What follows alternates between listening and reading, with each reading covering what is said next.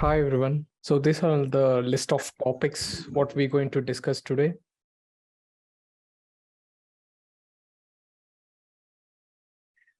So let's start with layer 2. So we'll go with every layer. So layer 1 is it's all signals, and we have no control over layer 1. So Wireshark has no limitation with layer 1. So we have no access for layer 1.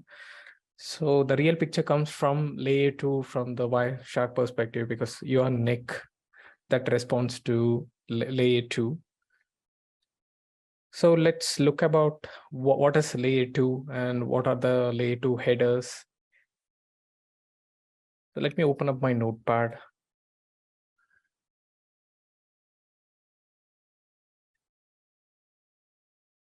So before that, I want to just give you an overview about OESI reference model.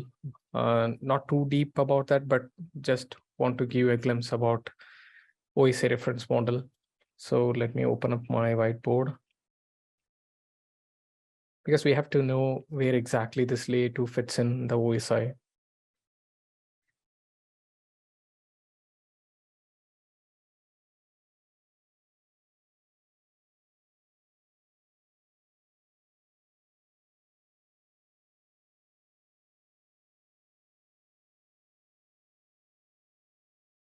So this is all these are the 7 layers of OSI. We all aware of it. This is application layer, presentation layer, and this is session layer, and this is transport layer.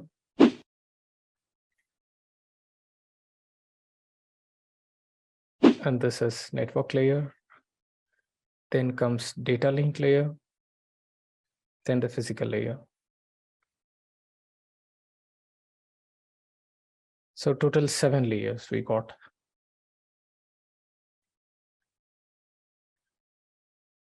And example, if this is your PC here, and this is connected, and this is your NIC card, network interface card, where it can be the communication can be a hardwired connection or a Wi-Fi connection. So the protocol used for hardwire is 802.3. We call this as a Ethernet hardwire connection, and the Wi-Fi, it is 802.11. So these are all the protocols. Then the 802.11 can be subdivided into 2 GHz band and 5 GHz band. This all decides about the speed of the your Wi-Fi. So the Wireshark doesn't have insight about something called as CRC errors. Frame check sequence. We call this as an FCS tag. So in the data link layer, what are the key things we should know about?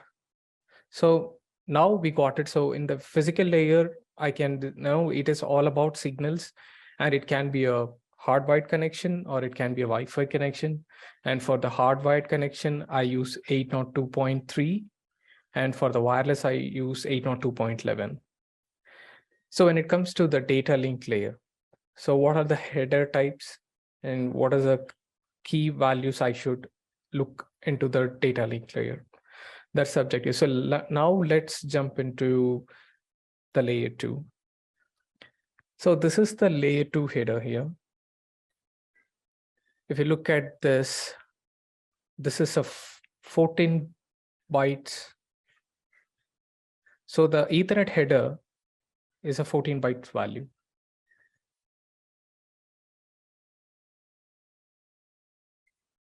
This is something, it's been tucked, that's been appended along with your data payload.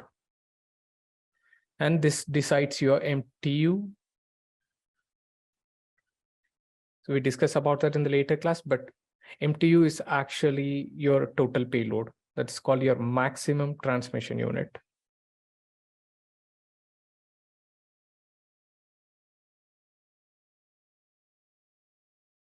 This is your actual payload. This is all appended.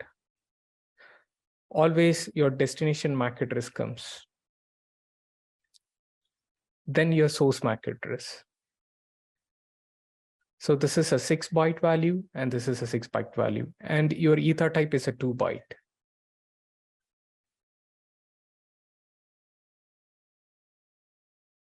So what is ether type? Ether type is something, okay, what is my next communication? It is an ARP, right? This is an ether type example for ARP 0x0806. We can see this in Wireshark.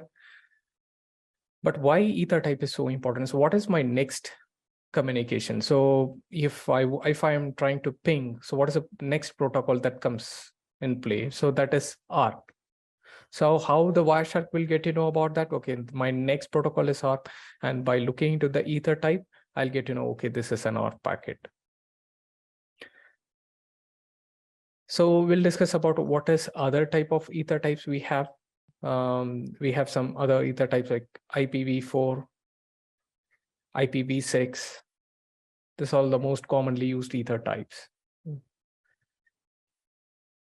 So apart from that, this is your payload, and this last 4-byte is your checksum, your cyclic redundancy check, and you can see only in the interface status. The show interface status, we can say this is an interface statistics. We can see your CRC is increasing, then it is a problem with layer 1. It's a layer 1 issue.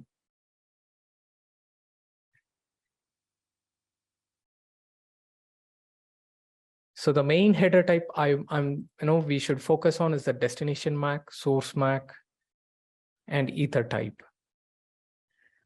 And the MTU, it cannot exceed 1500 bytes. Why is that? We'll check in the command prompt. For example, let me open up this. This MTU is going to be same for all the appliances. The MTU cannot exceed 1500. There is some exceptions for the Nexus switches where we send the jumbo frames. So your PC will actually do a fragmentation. So I'll come to that, but let me show you how to check your actual MTU. This is a command in Windows. You can run its netstat interface IPv4 show subinterface will show you your MTU values here. This is going to be static. For PC, for all the, the ports, switch ports, router ports. As I said, the exception is the Nexus switches where we can set your MTU. That is your jumbo frames.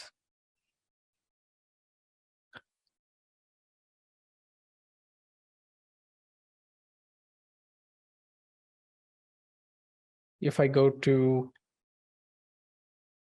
this is a switch. And if I go back to any port here,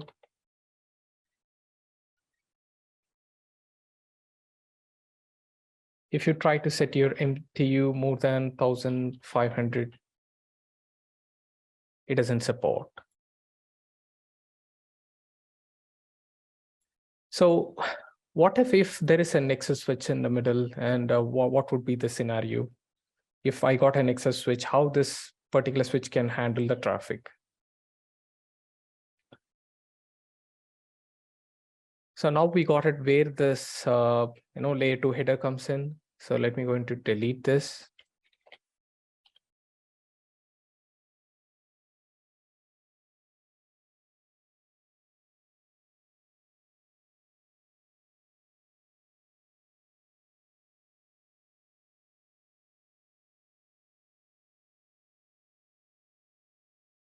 So if you look at your Nexus, maybe this is a 9-key switch, and you got your 2960 switch, a basic L2 switch. this particular interface, we are all talking about layer 2 header now.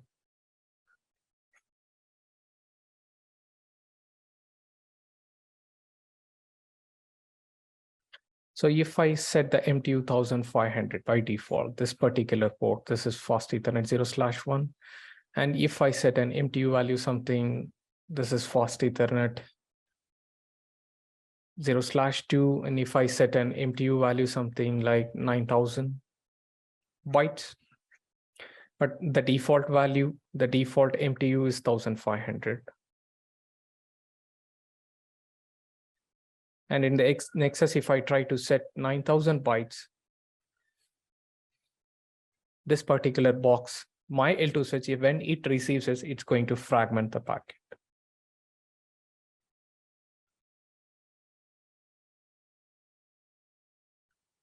So if you apply any QoS,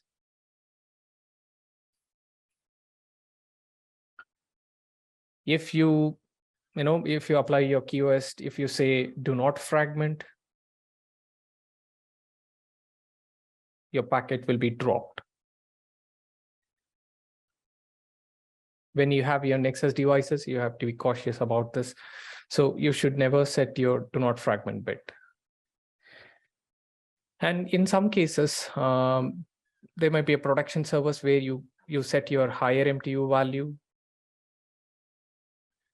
There is a chance of congestion. That's highly recommended. Do not set your do not fragment bits. So the packet should be fragmented, only then you can receive the higher MTU values. So it's always to have your packets to be fragmented. So from the switch perspective, how do I check? Is it my switch is fragmenting the packets and now I'm receiving all these jumbo frames? There is a command, show IP traffic, include. So there are 5 packets fragmented. Why? If I send here an example, this is a ping command where you can specify your MTU size. I'll tell you how we can do this in the lab. But if you see, this is actually the default value is 1500 bytes. But I have increased the fragment size here. So it is supposed to be 1500, but I'm dumping more packets here. So I see the fragmented packets here. So my PC is fragmenting.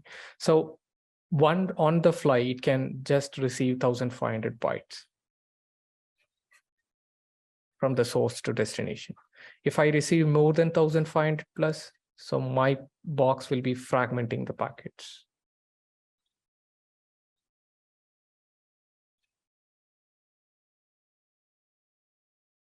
So this all comes under layer 3. MTU, it's layer 2, and the fragmentation happens in layer 3. Your actual payload. So the key things we have to look at in the layer 2 headers, I'll give you a wrap up again. So we have to move more specific about destination MAC, source MAC, and ether type. And from the Wireshark perspective, it doesn't look about the CRC. So CRC, if you want to check your CRC, then you have to check your interface. Example, if I go show interface, fast Ethernet 1/3, there you can see your CRC here. I don't see any CRC incrementing here, so my cabling is good. And apparently you will see the input errors.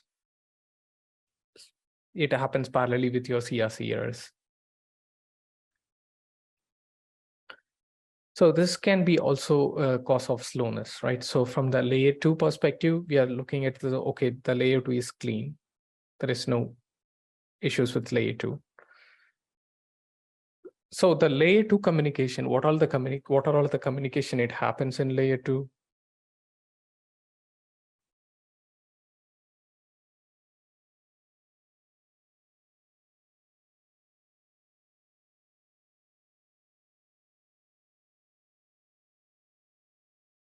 In the layer 2, it can be a unicast, broadcast, and multicast.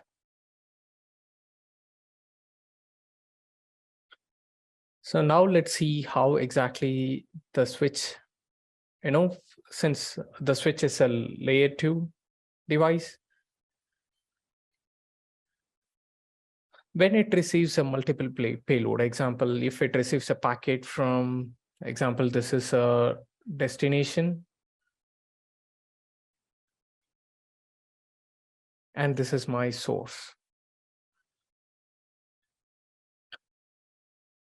So when I receive a packet, and if there is something wrapped up inside the layer 2, like your packet address that is wrapped inside, this switch will be interested, and it is aware of only the MAC address, no other protocol it is aware of. So in the layer 2, it will check the source MAC, the destination MAC. That's it. The forwarding happens only between these two, destination MAC and source MAC. So apart from that, whatever the encapsulated packet it has, if it got for the upper layers, it's called a payload, and it's going to forward this packet back to layer 3. The same way, the layer 3 will wrap up the packet, and it will look for source IP and destination IP, and it will send this back to layer 4. So when a packet comes here, this particular unicast, broadcast, and multicast is all happening locally, not between the peer-to-peer. If you know about how the switch exactly works, example, if you connected multiple PCs like this, all it is aware of the local LAN. So this unicast, broadcast, and multicast happens within the local LAN. So how this particular switch will get to know about that? Example, if this particular PC, it belongs to 10 network, and this belongs to 20 network.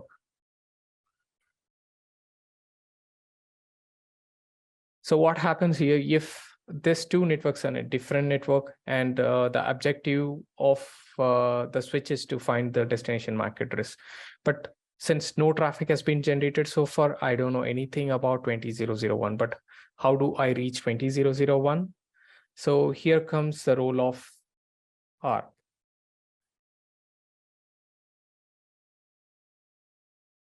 Address Resolution Protocol. So what is the use of ARP? So why I'm talking about ARP in the layer 2? So to forward the MAC address, I definitely need the MAC address of the destination. So what are the packets I got here? So I got 10001.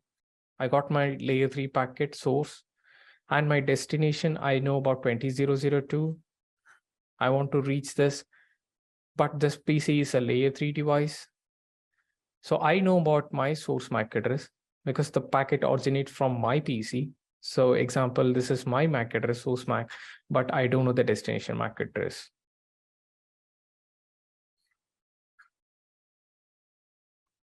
So now here comes the ARP.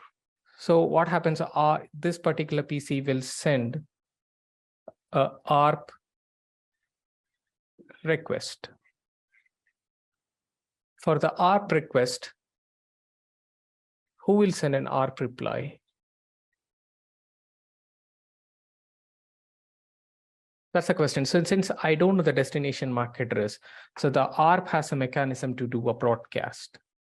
It's a layer 2 broadcast. So when I do this from my layer 2 header, so it's going to put all F, means that it's going to broadcast the packet to all the port, right? It's like a flooding the packets out of all the connected ports. But since this 20001 is not in my network, so what it's going to say, this particular PC, when it floods the packet, the particular gateway example here, it is 10002 that's configured for this particular network. Let's take this network as VLAN 10. And this particular port has been configured for VLAN 10 access port. So only one VLAN is allowed. So for this ARP request, this gateway is going to respond back and it's going to say, hey, you send it to me. This is my destination MAC address. I have this information in my routing table. You can forward the packet back to me and I'll do the forwarding because I am aware of that network. So once for this ARP request, actually it is supposed to be this PC to send the MAC address. But since I don't know, it is not in my local network.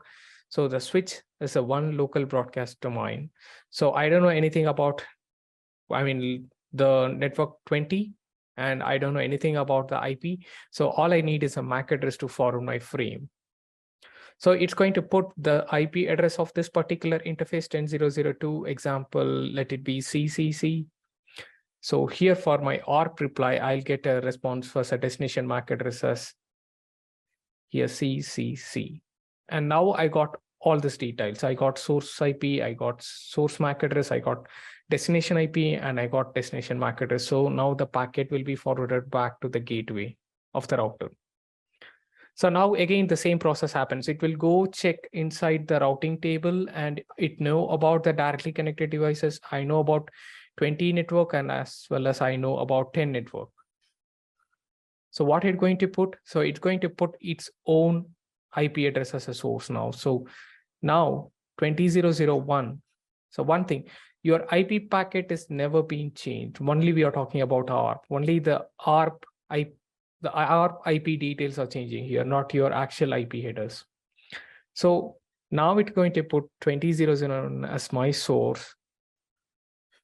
And the destination is, example here, it's 3. So the destination is 20.0.0.3. And again, I don't know the destination MAC address or all F. So now once this ARP request is received from all the broadcast domains, this particular PC will respond back saying, okay, this is my MAC address, DDD, and it got the destination MAC address now, and it's going to forward this packet back. So your IP header never changes. Only because of this ARP exchange, your packet is actually moving forward from one appliance to other appliances. This is how the packet forwarded. So this is called a broadcast. This is called layer 2 broadcast. So all F is a layer 2 broadcast. So let's talk about the unicast. Example, if there is a scenario where I got my switch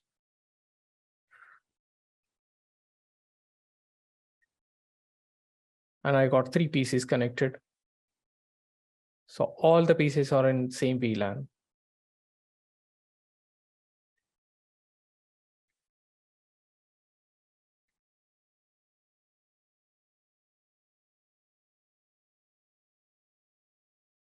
So I got my gateway configured here as a VLAN 10.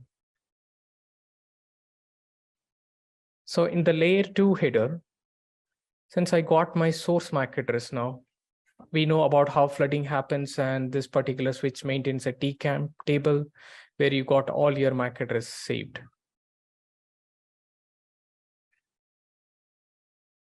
So now this is my source. So this is my source and this is AAA and this is VLAN 10. So this particular information, again, we call this as 802.1q protocol, where you're tagging your VLANs. We can see that in Wireshark how exactly we do the tagging and how we can see that inside the switch. So we tag this packet, so that's been appended back again into layer 2 header. So now I got destination MAC, source MAC, and along with my tagged value, 802.1q, and whatever the VLANs you are allowing, that will be tagged inside. And this is applicable only for trunk port.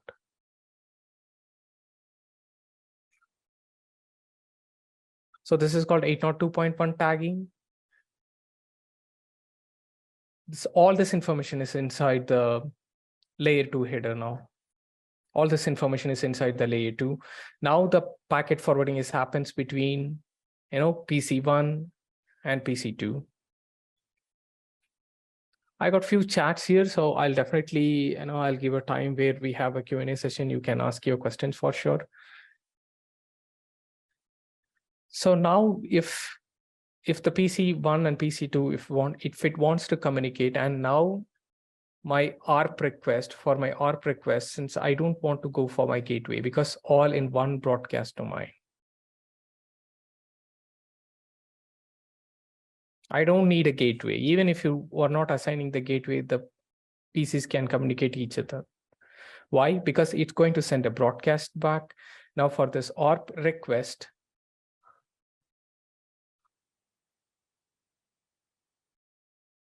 with all F,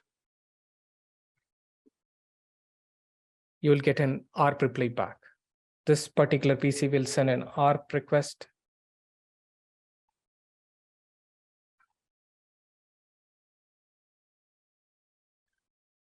So it looks for this particular PC, that is 10.0.0.3 here. And this is 10.0.0.7. So this is my source IP.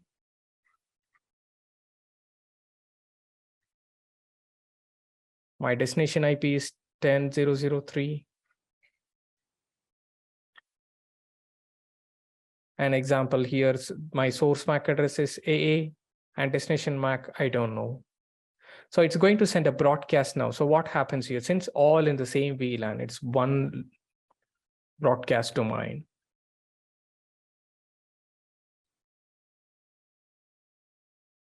This particular PC will receive this traffic and it's going to send, hey, this is my MAC address. And it's an unicast, right? Reply back. It's an unicast. Now the packets is forwarded based on source MAC and destination MAC. It's one-to-one communication between the PCs here.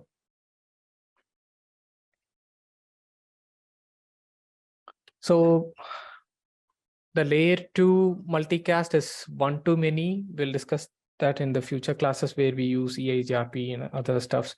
It makes use of this multicast layer 2.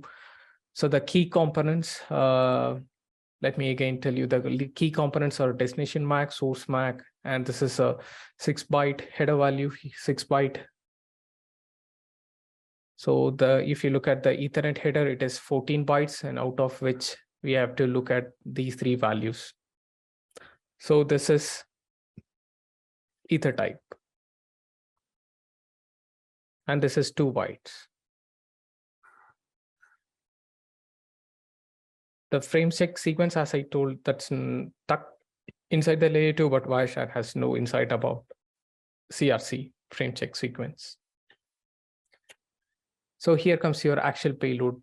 So this particular ether type decides what is my next traffic. So based on the ether type values.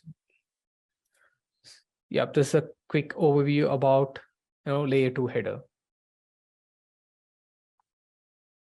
I'll share all this document for reference, and this is about the layer 2 header we have, and let's see how it looks in the Wireshark.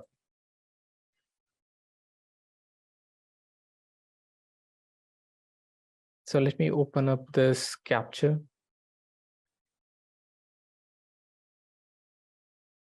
If I pick any one packet, if this is an ICMP packet here, and if I go inside the layer 2 header, so what are the values I should see here? So let me take this as an IPv6 address. So let's take a normal packet.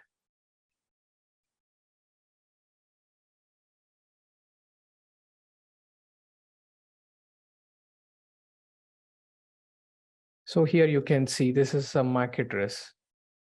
This is my source MAC.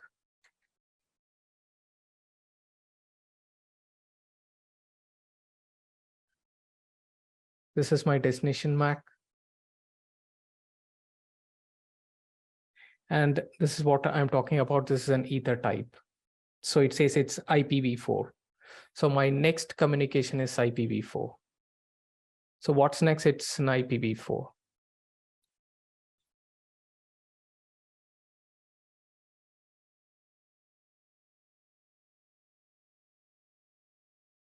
So the three key components, it's again a 6-byte value. This is a 6-byte and this is 2 bytes. So total 14 bytes. Layer 2 header. So as I told you, there is no way we can check the frame check sequence here. That's tucked inside, but Wireshark has no clue about the frame check sequence. You have to see that inside the interface statistics. And if you see, this is a one-to-one communication here. It's from a source to destination. It's a one-to-one communication. If I do something ARP, it's going to filter my packets here. So I got about 560 ARP packets.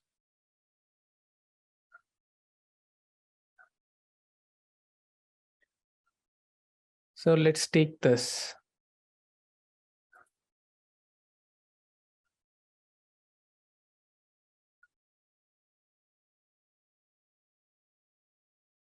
Let me drill down. I'm looking for a specific packet here.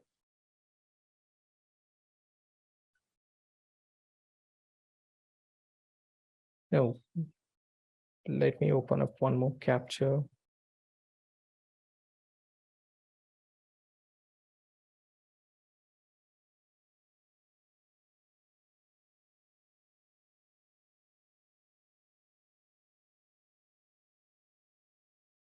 So if you look at this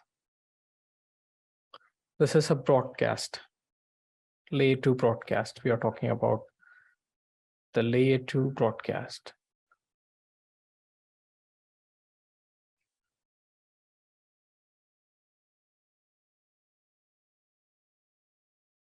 So if you look at this value, this is my source and my destination all F.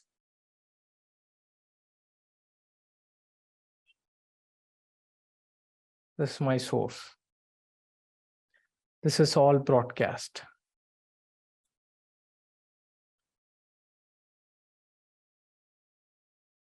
If you look at this is a one-to-one communication. This is an unicast.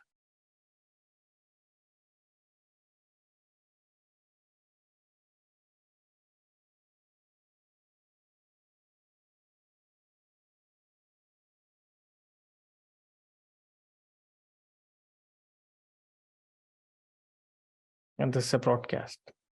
You can compare this value here. This is an unicast.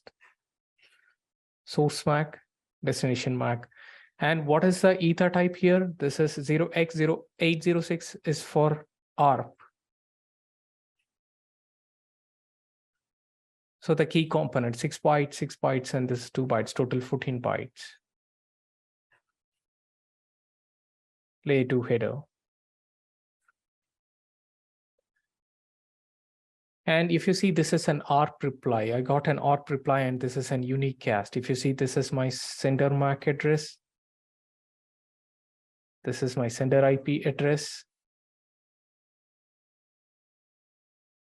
And this is my target IP address here.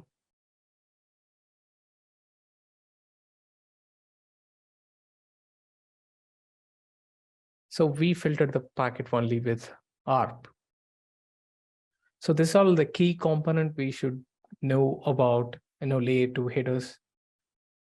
So only then we can troubleshoot. So for my ARP request, if I'm not getting an ARP reply back, then you can figure out where the problem is.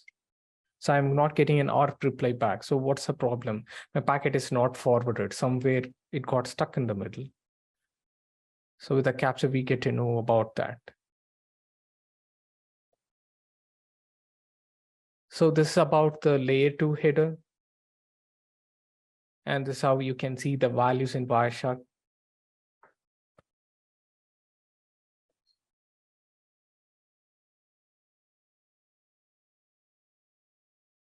So if you look at this, this is an ARP request.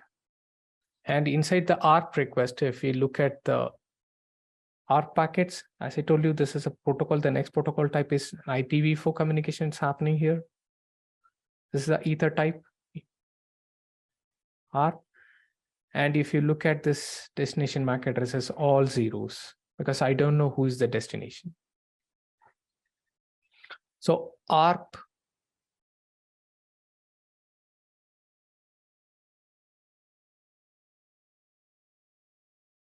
request is a broadcast. And ARP reply is a unicast.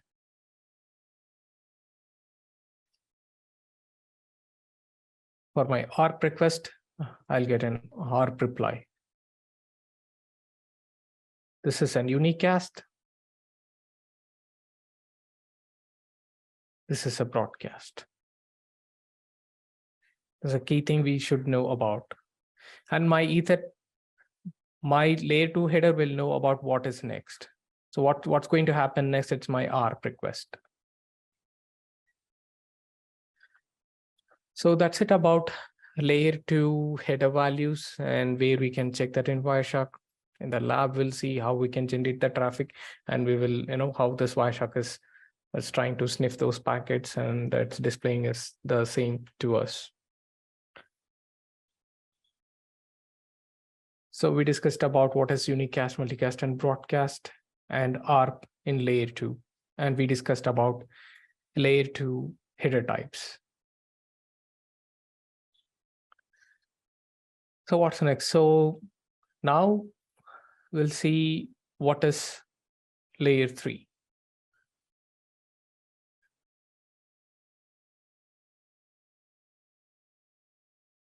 Let me open up my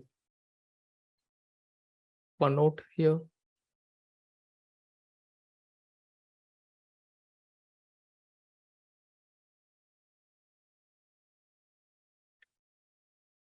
So in the OSA reference model, the layer 3 comes the third layer, right? This is your layer 3. IP packets.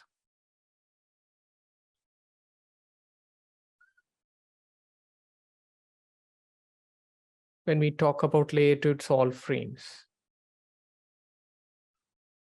And layer 3 is packets. So inside the frames, we know what is MTU now, what is source MAC, destination MAC, and ether type. The key thing we should understand. So now let's jump into layer 3. So what are the key components of layer 3? But before that, what is the header size of layer 3? It's a 20 bytes. It's a 20-byte value. And let's see the key components of layer 3. So we call this as a network layer. So how the packet format looks. So it has its own checksum. So we'll see that in the Wireshark. But what are the values here? So the first key thing is about the IP version. We know we got two IP versions, one is IPv4 and one is IPv6. And this is 32-bit addressing we are familiar with. So this is a version, and this is a source, and this is destination, IP address. And when we talk about IPv4, that is 32-bit addressing.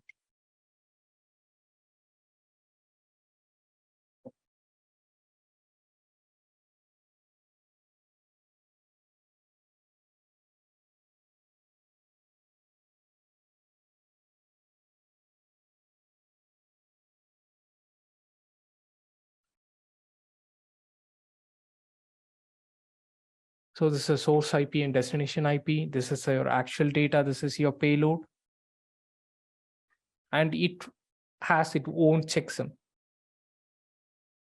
If something is changed in the middle, example, if from source to destination, if I send a packet and somebody is trying to do something else, If this is decapsulated and this is manipulated, this checksum value will be in an error. If the validation fails, it's not going to process this particular IP packet.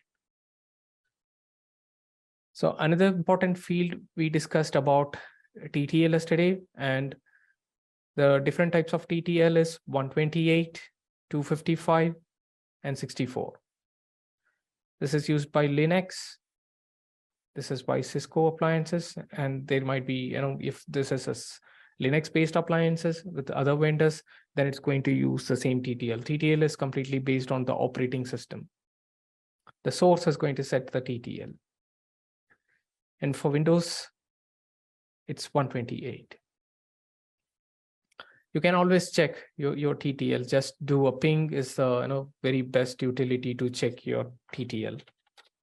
Example, if I do 888, so definitely this is 128 because I get a TTL value of 116.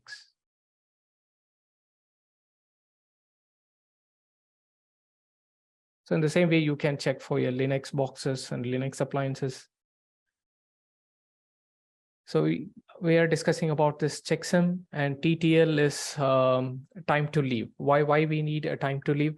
Example, if a source is sending a packet,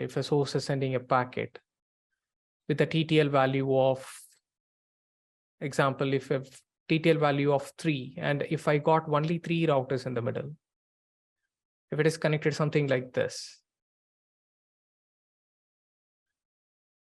if my TTL value is 3, after the 3 hop, for every hop, the TTL value will be decremented.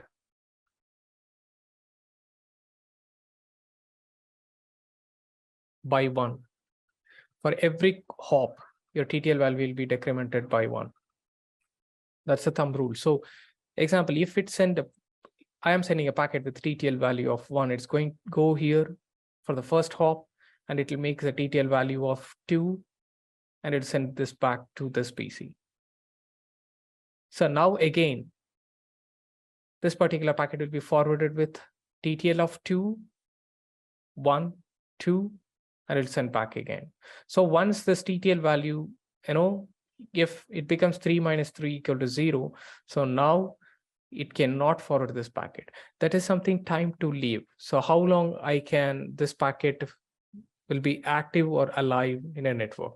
So without TTL, what happens? What is the ideology of TTL? If there is no TTL, example, if the TTL value is 255, it means that you cannot move, you cannot go beyond 255 hops. Whereas 64, you cannot go beyond 64 hops. Example, if you do a trace route, you will get a picture of, the maximum hops allowed is 14.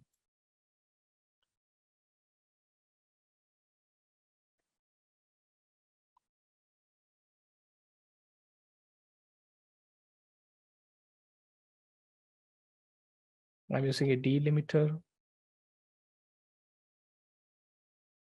It's going to delimit all my DNS.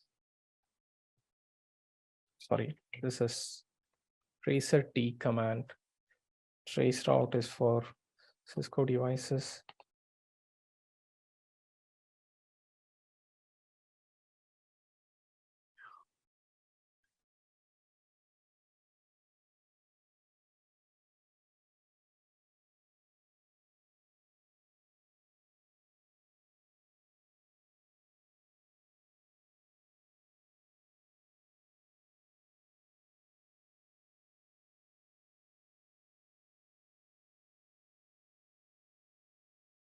So now my trace route is happening. So my first hop is my modem.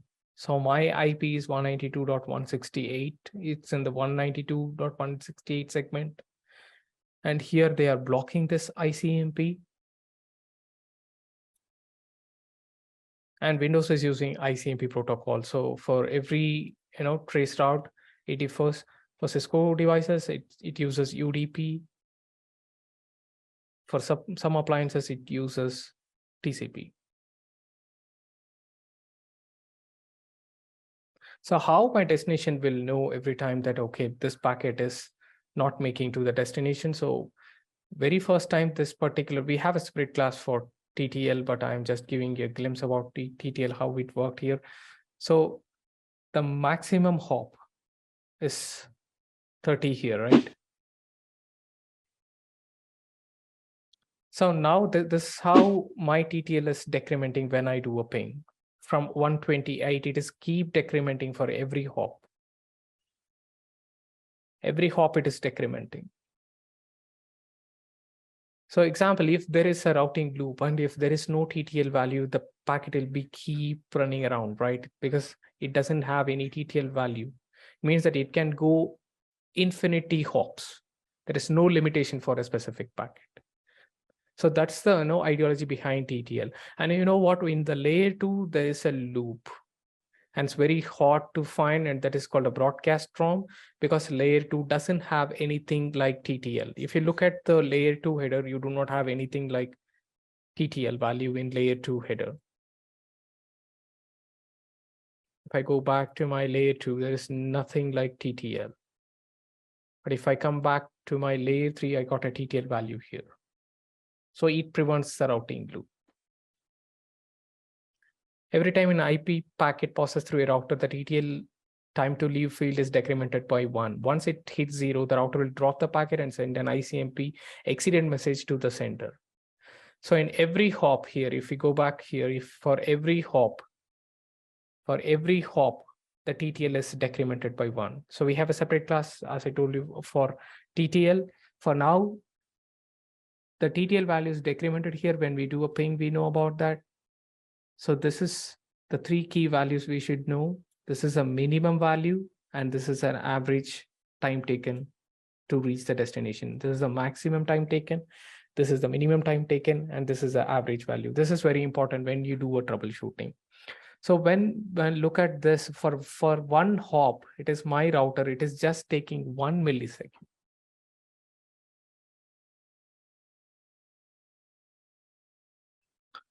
For the next hop, it is taking in average 2 milliseconds.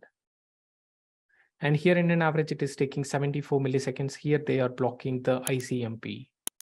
And Windows PC, it uses an ICMP to reach the destination.